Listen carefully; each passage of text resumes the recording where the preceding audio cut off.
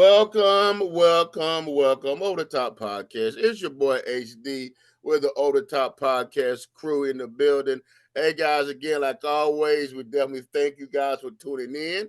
Thank you guys for supporting our show. We on on our radio station at WDJY 99.1 FM. You can also find our content on YouTube and also find our content on Spotify, Amazon Prime, iHeart, wherever you get your podcast, Over the Top Podcast. And also for our sports show, when we get back on the sports show, Over the Top Sports, on YouTube. So I think we cover all the bases we're on. Bring a friend, guys, if you enjoy the content. But bring a friend so we can continue the movement. But let's introduce the panel. Let's start with Miss Toya. What's going on, Miss Lady? What up, though? How you doing Um, today? How you doing? I'm here and I feel like the NFL is rigged. I understand. All RJ, because what's all right? What's going on, man? You You muted. on mute? Yeah. Um, hey man, navigating this thing we call the world and life. Good stuff. Good stuff. Q, what it the deal, man? What's the deal? I mean, the NFL is definitely rigged after what I've seen. But whoever told Nicki Minaj that was a good diss song to put out, um, stop hiring yes men. What Got you, was that? got you. And Playmaker, what's the deal up there where you at, sir? Hey man, I'm doing great, man. It's a beautiful night, clear, crisp. It's a great time to be alive. Hey, that it is, sir. That it is, sir. All right, man. That jump right in and tell you what we got on deck. okay, dear Toya, I'm a 35-year-old man and I am seeing a lot of this new trend where women are literally getting on one knee and proposing to men. I just wanted to know, when did it become okay for women to propose to men? Why do you think that this new trend is becoming so popular and acceptable? You being a single woman, would you would you propose to a man? And for the fellas on the show, would any of you accept a proposal from a woman if you were single? I love the show. Signed, women need to get up off their knees.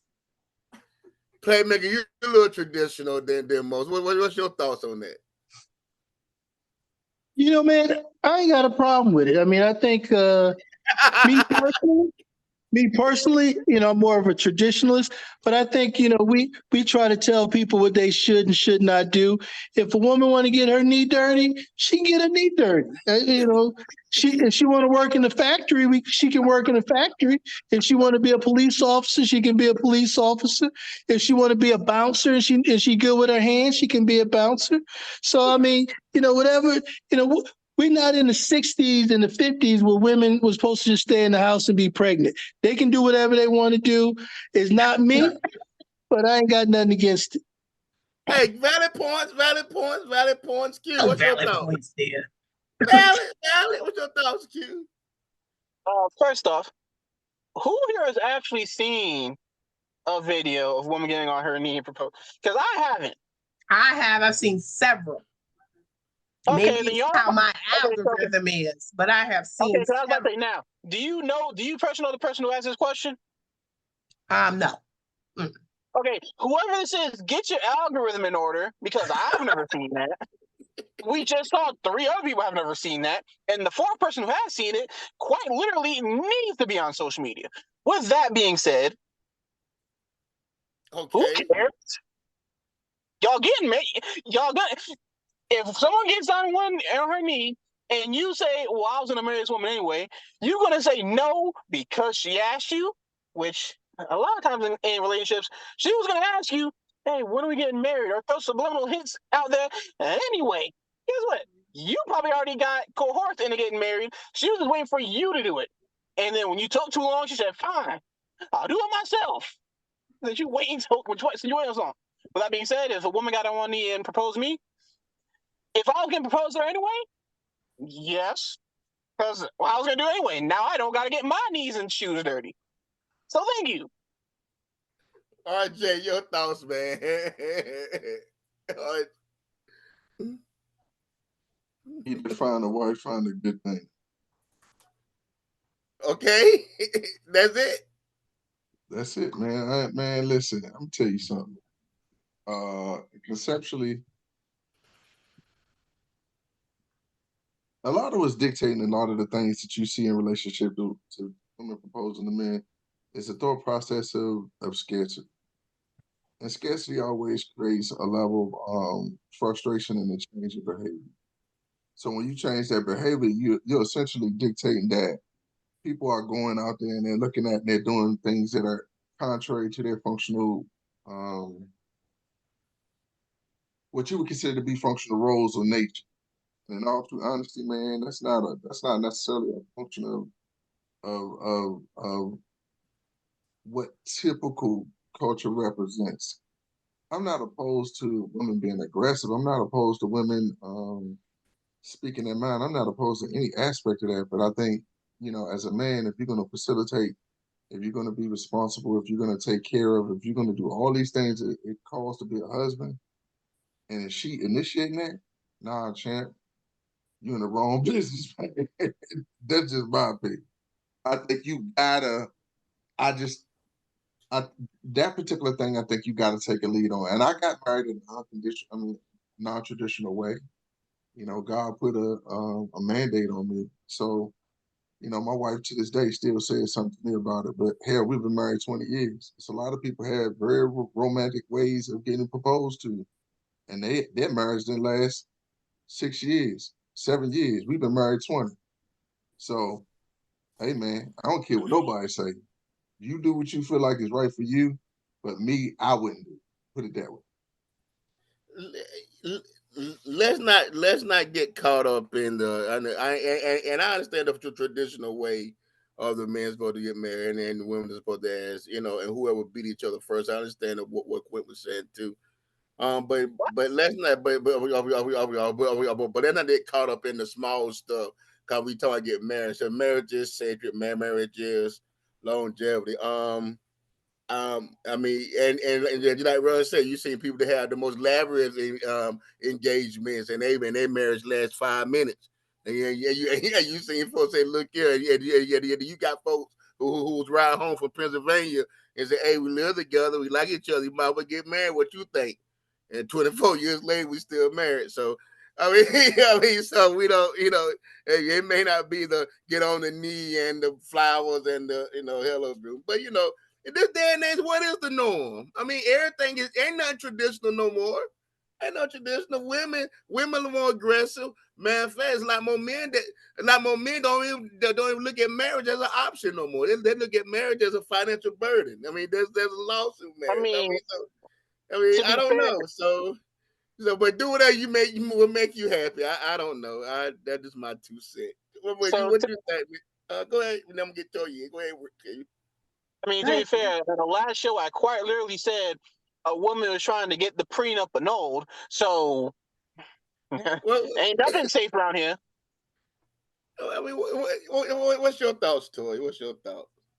I saw this video the other day when there was a woman and a man had posted it. He duetted it, and she said, "Look, treat men nice.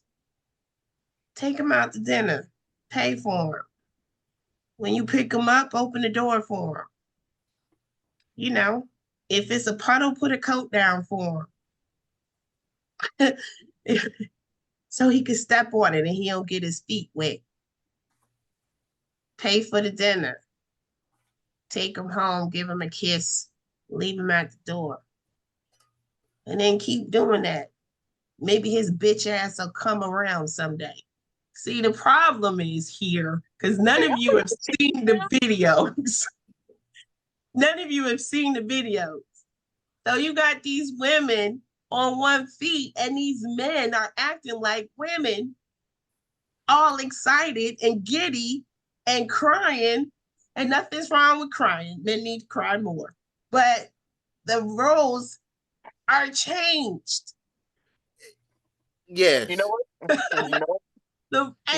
sounds like you were watching scripts, not real videos.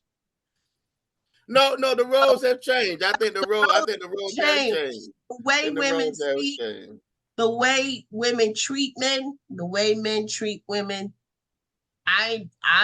The question was asked, would I get down on one knee? You see me down on one knee, shoot me in my head because I done lost my motherfucker. Ain't no thirst in this world for me to get down on one knee and propose to a brother.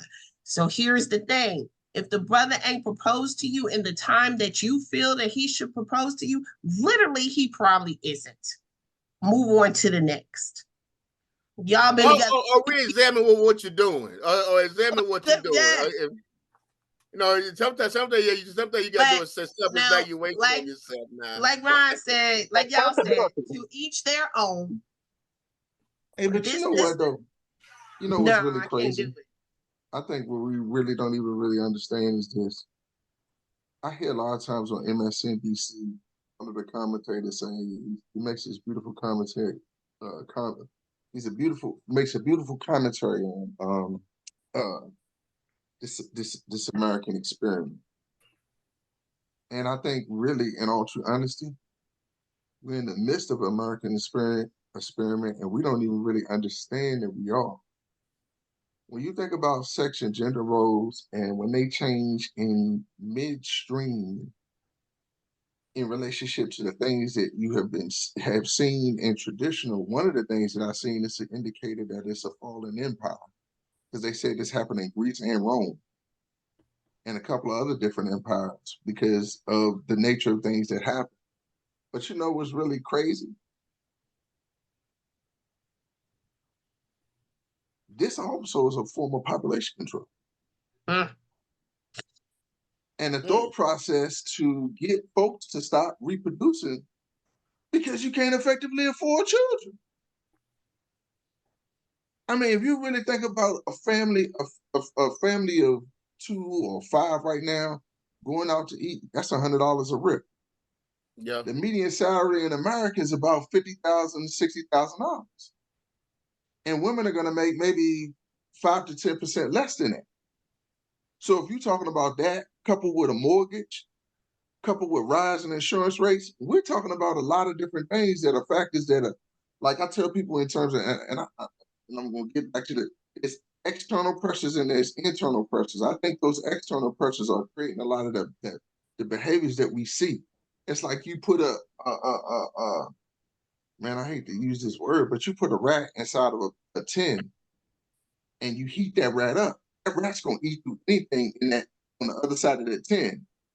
And it's going to get out of that get away from that heat. So essentially what you got a group of people, man, that are really trying to find themselves and find their way. But at the same time, they're doing it in different ways than have been done in history before. I think it odd. And I think we don't understand that we're being experimented with. They playing in our face. I agree.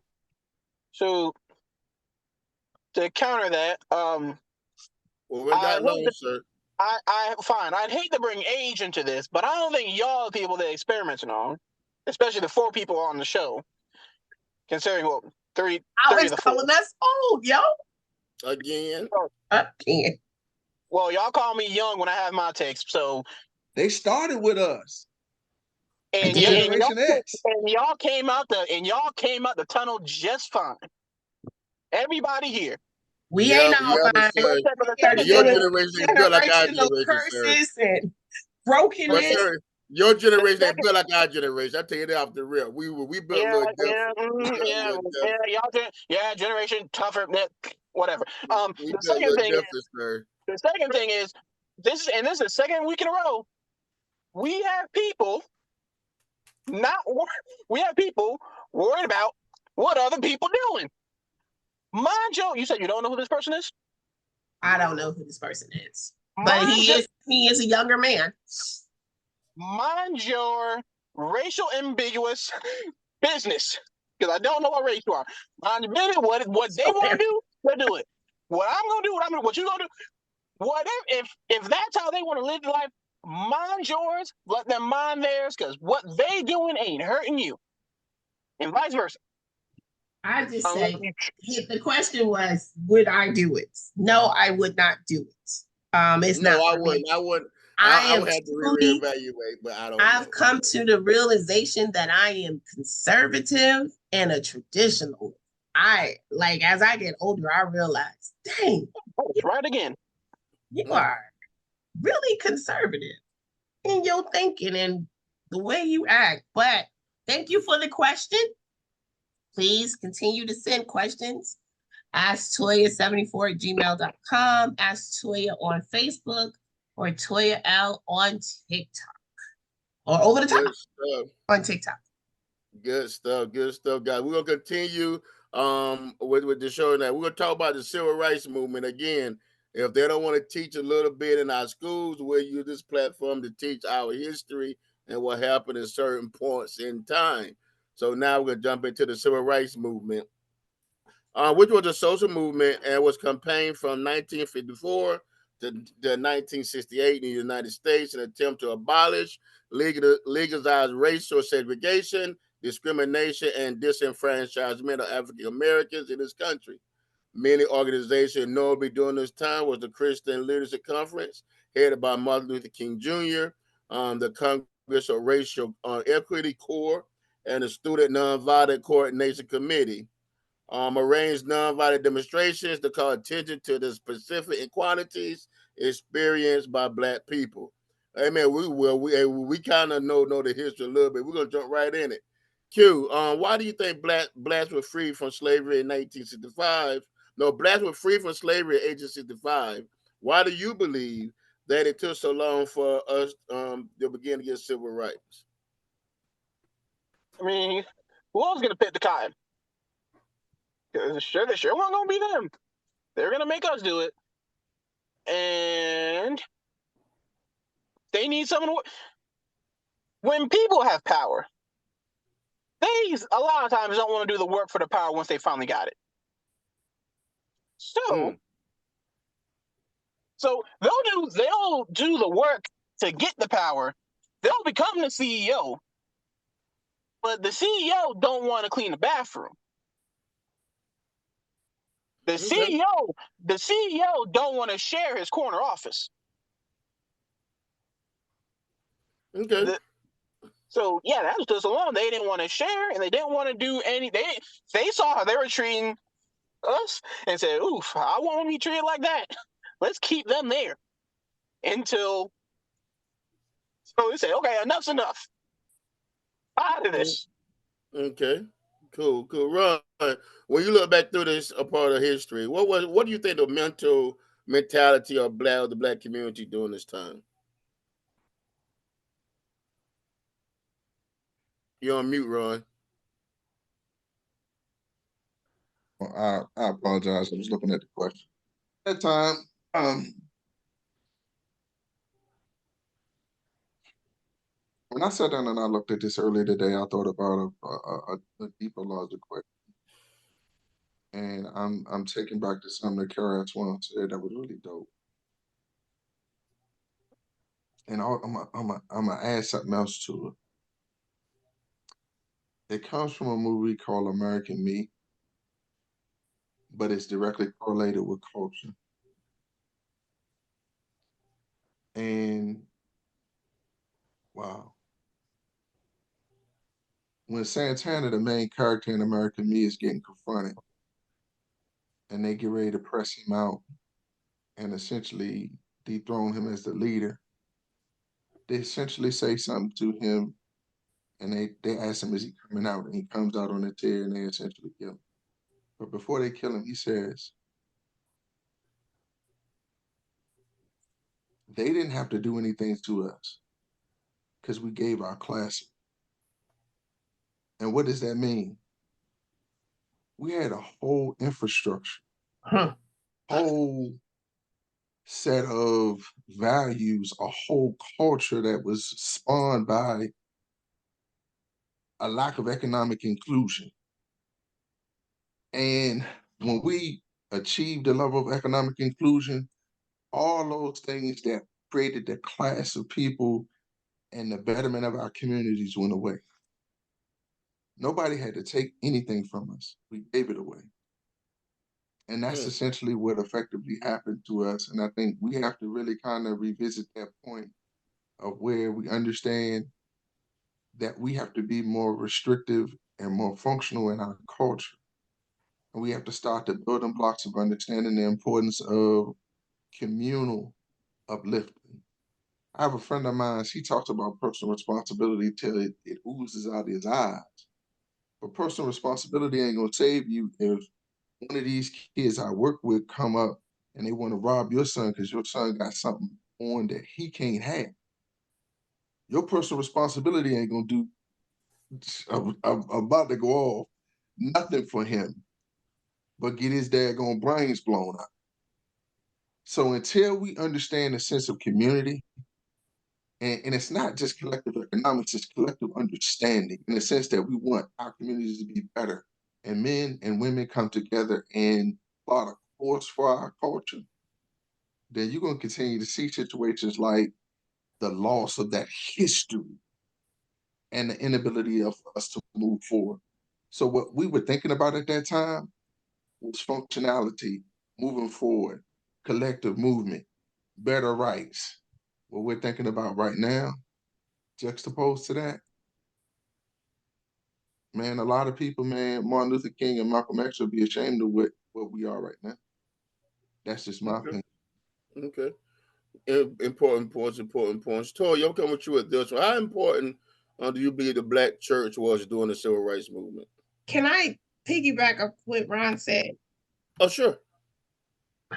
I honestly believe, because at the end of his life, Martin started seeing things different. And you can see it in the speeches that they won't let you hear. You can hear it in the speeches that they won't let you hear, especially when he started talking about the war and all that good stuff. Civil rights movement, the underlying achievement that was wanted to be made was voting rights and equal opportunities for certain things. But what it did, and in Ron saying that we're not where we were, integration was the killing of our people. If you literally sit and think about it, when we were segregated, like we've talked about it over and over and over again, our families were together. We didn't need anything. They needed us. And I think a lot of people don't understand that about history. Economically, our dollars moved in a certain way. And so they needed us. Yes, we wanted equal rights. We wanted things, but even to this day, you have certain organizations and certain groups, the upper echelons that separate and look down, because I call it reverse Willie Lynch. It's like, give them everything they want, and then we'll just kill them legally, basically. But as far as the Black church, of course, the Black church was, the pioneer of civil rights. It's where it all started. It's where everything went down. The meetings, the most of the preachers came out of civil rights. So it's where the epicenter of civil rights started. Okay. Good stuff. Playmaker, we always speak of unity. During this time period, how important for Blacks to stick together and organize to gain civil rights? Yeah, so there's a lot of different ways I can go. I'm focused on three areas. First is just the strength in numbers. So because we had the strength in numbers, we could do large scale protests, boycotts, marching demonstrations. And we know with the boycotts, when you start impacting money, you start getting people's attention. So having the strength in numbers was key for moving the movement. Another thing was we had to rely on each other for support and encouragement. Because we all were going through the same kind of thing, it fostered a sense of unity and family that doesn't really kind of exist today across the nation. And then the last thing is that we were able to take advantage of all the skills and resources within our community. So if you needed someone to help you with a case, you didn't necessarily have to go out and get a lawyer. You could go down the street and talk to your neighbor to kind of help and get some legal advice and all that. It was just a better sense of community, and everyone was trying to help each other out. So those were kind of three things that kind of stood out to me: is the strength in numbers, relying on each other, and then having all the access to all the assets and skill sets that were within our community. Okay, guys, I'm gonna jump off. I'm gonna jump off the script just a little bit, and I'm gonna come at you with this one, Q. This kind of Jim guy with this kind of thing, the way Playmaker was explaining it. Do you think, after listening to his answer, do you think that we display those attributes today in the situation we have going on? With the voting rights, again with the over policing. Do we have those attributes today? What Playmaker was speaking of? Do you think? Some people do. Some people have old souls. Some people only do it for social media likes. Some people are busy with life of their own, which sometimes when the world is burning on the outside, the home is burning on the inside too, and you got nowhere to go. So you got to worry about one thing at a time. You got to make it out the house before you can save the outside house. Okay, Ron. I mean, and the reason I got out set up and said, "Jump," and Ron, I'm gonna come with you with this one. I can come with Ingrid. Have we, speaking of those values, and yeah, we still got issues. I mean, we still got stuff going on. Why during that period it was so easy for us to do you think we as a community feel that we've outgrown the community as far as working together in the same manner that Gary speaking of, meeting together, forming together, being in the same group, get behind one agenda? Do you think that, first of all, do you think they still need it? And secondly, do you think that we have outgrown it? Do we think that we have outgrown it? I don't think we've outgrown it. I think we've shown it over time and time again, especially, during COVID and doing all the things that are happening in the world that are repeating themselves.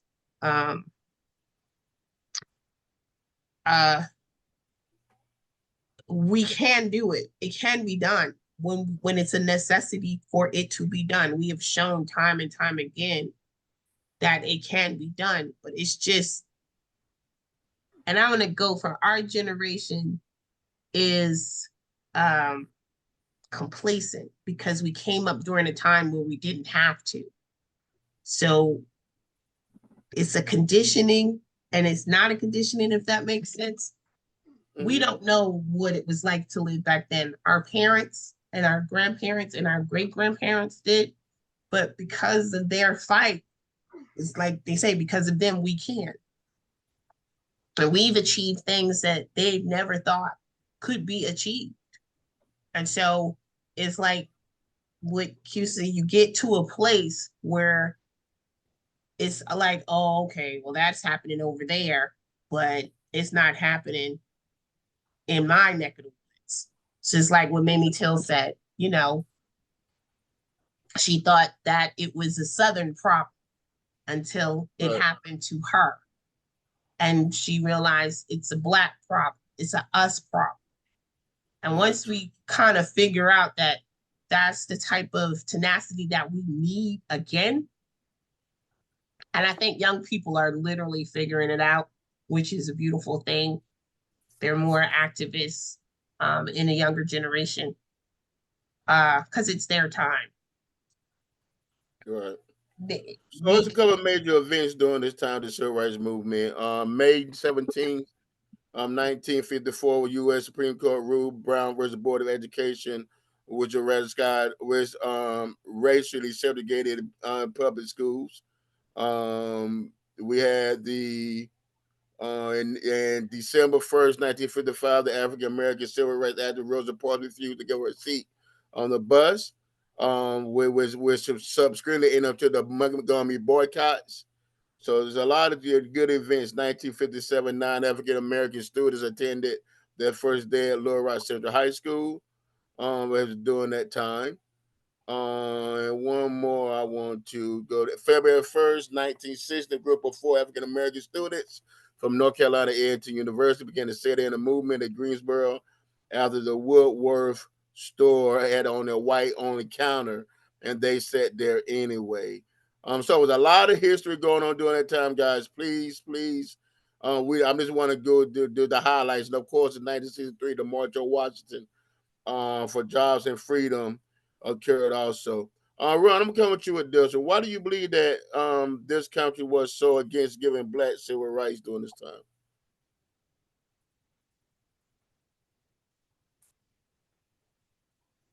Civil rights and acts. Civil rights is another word for access. Access in terms of being in the upper or the power class, so to speak, would create a level of competition. And there's not necessarily been competition throughout the first maybe 300 or so years relative to black children or African American children competing with white children. The thought process of having that competition is something that created a lot of that, and I'm gonna say also ignorance. Because in all true honesty, as people, we have more in common than we do have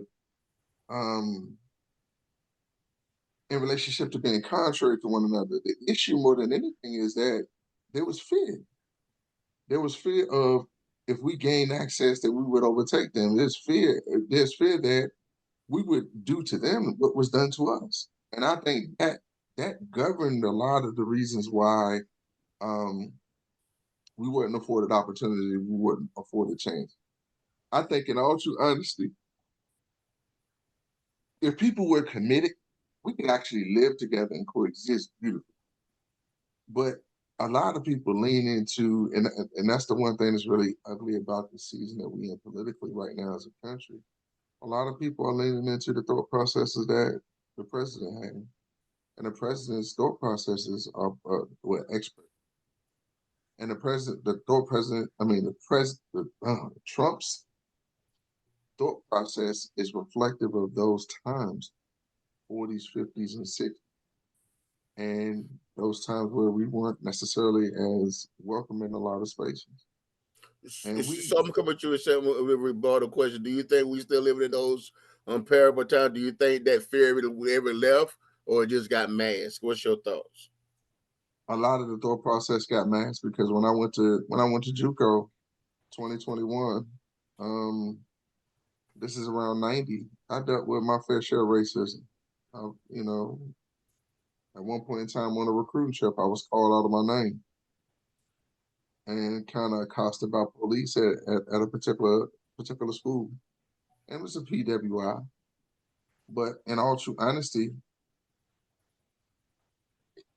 it came with the territory, and I understood that. I think we just have to really be honest with ourselves, man. There are going to be spaces that people don't want us in. And at one point in time, we didn't have to be in those spaces. We created our own. Good stuff. Play me. I'm coming with you. I know I'm jumping around a little bit, but I'm coming with you with this one. Do you believe that if blacks would have stayed organized throughout the Civil War, throughout that time period through today's period, during the civil rights movement to today's period, will we be in a better position today instead of taking the foot off the gas? If they would be in a better position today? So my short answer is no, because it's been a constant battle. We even see it today. When you look at what's going on in the world today with what's going on with the schools and about teaching Black history, what's going on with women's rights as far as abortion, what's going on with affirmative action. I mean, it's like every time we go a couple of steps ahead, there's always something kind of pulling back. So I think that struggle would have always been there and is still in play now, so that even if we would have tried to keep our foot on the gas, there would have been powers in place that was constantly trying to take us back. It would have been a constant yin-yang effect. Okay. Good answer. Q, coach, do you think that if these events never happened with blacks would ever gain the civil rights? You think if they didn't move at the time they moved, you think we as blacks would ever have civil rights in this country? What's your thoughts? Eventually, I would say it would have taken a lot longer because there would have been some people who did, but it would have happened eventually. Because one thing black people like doing, and y'all can take this, y'all gonna take this as y'all take this the wrong way. But I mean this positively. Black people like complaining, and we don't complain until we get something done. If it didn't happen 100 years ago, it was gonna happen 50 years. If it happened 50 years ago, it's gonna happen today. One thing we gonna do is complain until something changes. Okay. Facts. Hey, you know what? We gonna make change or leave, and we chose to stay and make change. You know Go ahead, what? Ronnie. You get in, Gary. I think that's one of the problematic things in our community. Q is hitting on the point. You hear so many people complain about aspects of who we are and what we are, but they have no applicable plan to change that behavior. Man, okay, pointing out an issue is not a solution. We need to be more solution based. And one of the things that I learned from being a part of football teams with all different types of cultures and observing those cultures from the outside, from the outside looking in and then being a part of them. I'm gonna tell you, when I went to school at my high school, which most of our coaching staff was Caucasian males. The older dudes were seasoned, and you know what they did? They problem solved. When I got to JUCO, a lot of the coaches were, hey man, wasn't no finger pointing. We don't give a daggone who messed up. Hey, let's get in this huddle. Let's fix it. When I got to HBCU, and I was down there with the illustrious Kermit Blunt, man, it's your fault. No, it's your fault. It was a whole bunch of finger pointing. This how I feed my family. Nah, dog. Get in here, coach us up, show us how we effectively do this thing the right way and help us become better young men. And that's one of the things that I have an issue with now. We could point out all the problems. Let's find some solutions. And the solution is, in my opinion, getting a sense of community. And that's one of the things that civil rights movement brought about us. The churches had a sense of community, families had a sense of community, and that created a movement in and of itself. Fact. Who you say, Playmaker? I'm good. Okay. I thought he had something. I wasn't talking crazy, was I, Gary? No. I thought he raised his hand earlier. Huh? But even still, during that sense of community and, like you said, the churches, you still had separatism in certain environments. You still had Malcolm. And like I said, once Martin got to the end of his life and he started seeing things for what it was, his attitude changed a lot in the end. And literally, that's probably why they killed him. And then the same with Malcolm. Though, he identified economics as a key component. When he said we coming to get our check. That part. And that's literally why they killed him. I mean, it's the same thing with Fred Hampton. Fred Hampton was able to form a coalition of those gangs. And when you can bring people together, it's just like even the talk, like people don't even really realize. Like Patrice Lumumba, Kwame and Nkrumah, they were calling each other's comrades. They were comrades in arms. And they were working consciously with Fidel Castro to facilitate things. You know, one of the comments, it's a little bit off topic, but one of the comments, Cuba has one of the best healthcare systems in the world. In a communist country, that's man, 1/20th of the United States. How does this country have a better healthcare system than we have? Every country has a better healthcare system than we have. It's designed. So what does that tell you? What does that tell you about and all those rights that we fought for? If we can't access healthcare, if we can't be treated fairly in relationship to healthcare, all those things we marched for, what were they worth? Sense of community, Community holds people accountable on a larger scale. We take our dollars and move it from one place to another. Clem, I'm gonna get you It's back the in with this design. question. Go ahead. I'm Go ahead. sorry. I'm saying Go ahead, that that's the design. We don't understand there's a design. There was a design. Okay. The dollars do matter in this situation. There was a design. When you have a community that, like you said, you didn't have to go anywhere. You could have went right down the street. You didn't have to move. You had your own schools, you have your own churches, you had your own land. At one point, when we talk about Reconstruction, that's when they were doing it right. But then what they do, they took it back. So we closed off.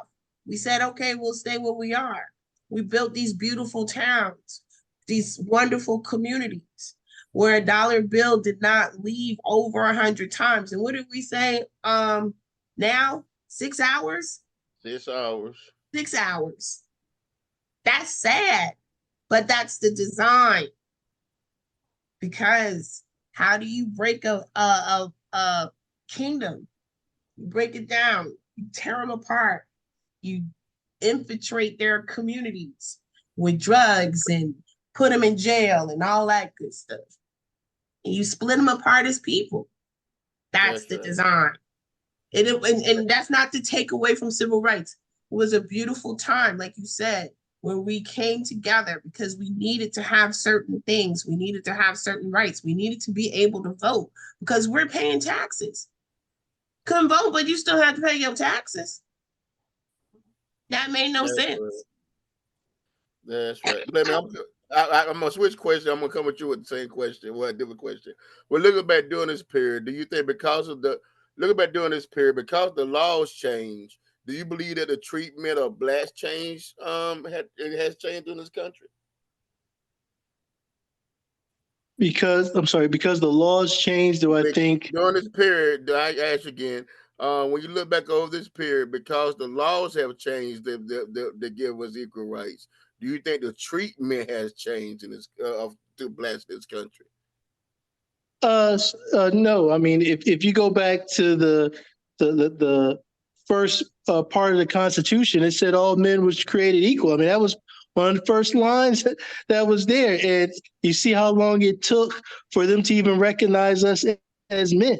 So I think that even though the laws may have been in place, the thought process was not matching the laws, so therefore we had to struggle. Just T, I'm coming with you. I'm coming back to you on this side. I know I got a bunch of questions tonight, guys. Thank you guys. You guys been on point getting this good information out. With the political climate that we are in right now today, I know you touched on it very little. I don't know you touched on it. Ron touched on it. Do you think some representatives are trying to reverse or even take away some of the civil rights that we fought so hard to get? Yes. I think they all are. Crack is gonna crack. Okay. Okay. Crackers is gonna crack. Okay. Yes. Hey, but I want to say something. In all true honesty, there's a gentleman, I don't know his name. He's been essentially very strategic. First and foremost, and this is the thing that we're really not even realizing. And this has happened over the last maybe 30 to 25 to 30 years. They initially sat down and they consolidated power in the state houses. They effectively gerrymandered a lot of the districts, because if you look at the masses of people, the numbers of people that vote conservative and vote in line with the thought process that's represented by some of these Republican congresspersons is ridiculous. And the gentleman, I listened to a video today. The gentleman said essentially what Congress was meant to do was balance out senatorial power. Well, if you have 2 senators from a state like California, right? California population is, man, almost, I guess, 25, 30 million, 40 million people, right? But Wyoming has 2 senators and they may have 200,000 people in the whole state. How does that balance out? Now, if you gerrymander the districts in a lot of these areas, you constrict the ability to control a vote. And you gerrymander the districts in the state senate, which facilitates how you vote for Congress, which passes that on. Now, something was said today that was very powerful, and it was very beautiful about the democracy in Brazil. The democracy in Brazil is able to effectively represent itself in a functional way that creates the power that we've been trying to get as people in this country for centuries. Just get a fair shake. Right. And what they did was they said that their president couldn't run again. And they ratified their constitution and they followed it through. Huh. And what we're really seeing, honestly, and with the lack of our understanding of this history that we're talking about today, we're seeing the manifestation of a lot of things that people have been planning generations to have. Right. The lack of voting rights, Say it again. the lack of access, the inability for, and they essentially have rocked us to sleep. And the one thing that really made the civil rights movement very vital and very strong is that we felt like we had to watch out for one another. And now we don't. That's Yes. powerful. Exactly. That's powerful. That's powerful.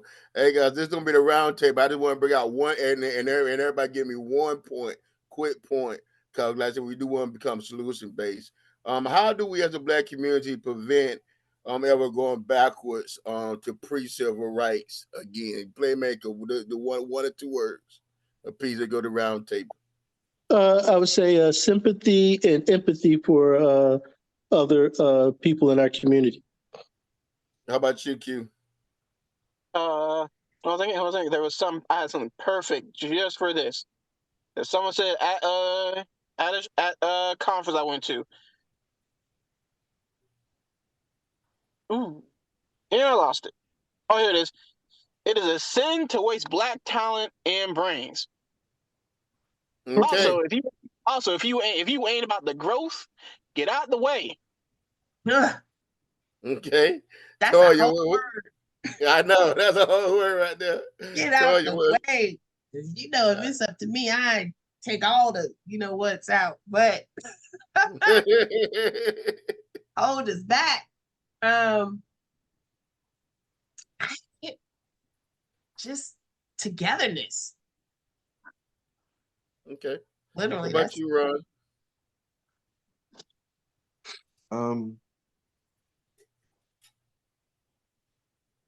For us to be vigilant. I think when you feel comfortable is when people are able to exercise the most aggressive attacks against you, and I think we feel real comfortable here in America. And I throw my little take in, then we go to final word. Having sustained energy. We get high energy when something major happened, like George Floyd or someone that was get killed. But then, but yeah. But then soon they take it off the television. We turn our head. Now the energy level drops back to zero. So they have some sustained positive energy to keep the show going. All right, guys, great show again. We won one. Hey guys, just gonna give you a little tidbits. You gotta do your research on civil rights and how I think we make it better. Ron, we start with you with the last word, sir.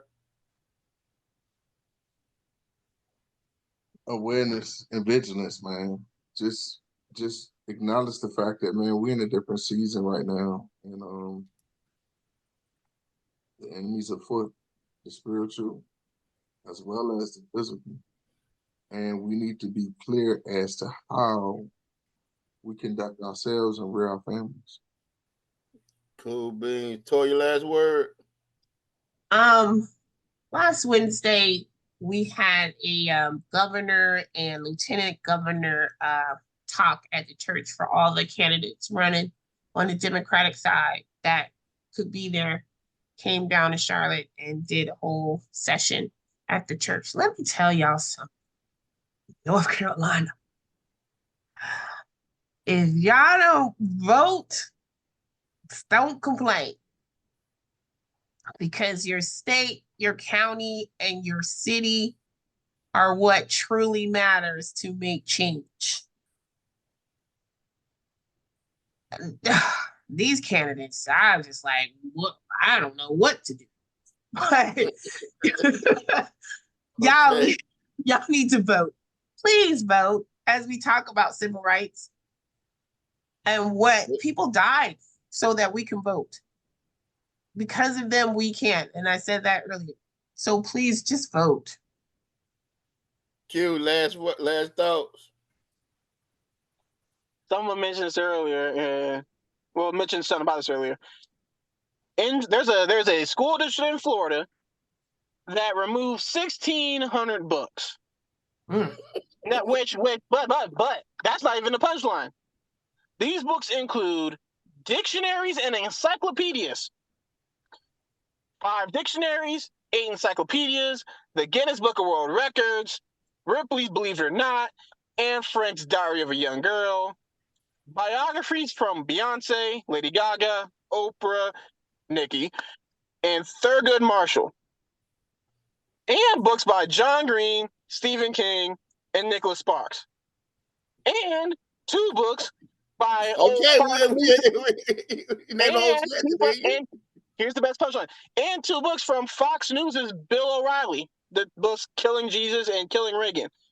Oh wow, okay. But you might name it all the books. They pulled all of them to check for. They pulled all of them to check for sexual content. Majority of them for sexual content. Interesting. Okay, Playmakers, that last thoughts.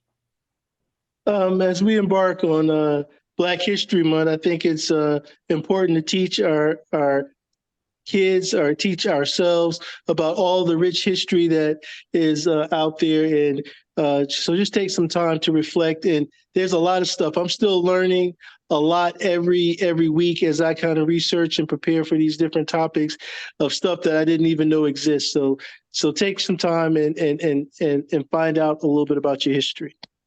Good stuff.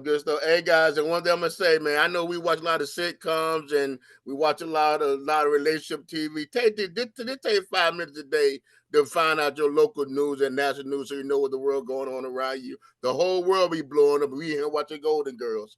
Anyway, guys, hey, like always, may your next move be the game changer. Peace.